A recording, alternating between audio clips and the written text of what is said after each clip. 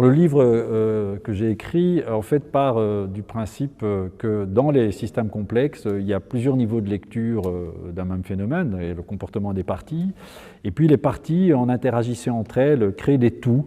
Et les tout ont un caractère innovateur, il y a quelque chose de nouveau qui se passe. Alors ça existe en physique des systèmes complexes depuis très longtemps, et il m'avait semblé que c'était aussi l'acte de naissance de la sociologie, et donc il y avait une manière peut-être de redéfinir les sciences de la sociologie en se servant justement de ce que la physique des systèmes complexes avait proposé dans les sciences depuis ces dernières années.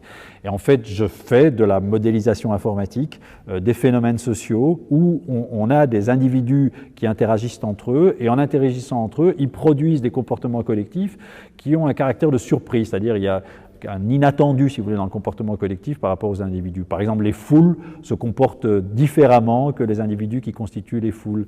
L'économie de marché peut avoir des comportements étonnants par rapport aux agents économiques. Vous pouvez interagir avec votre voisin et ce faisant, en prenant l'option qui vous est le plus favorable, créer une société qui est profondément délétère, une société non harmonieuse. Donc c'est ce double niveau entre le comportement collectif et le comportement des individus qui a inspiré l'écriture de ce livre.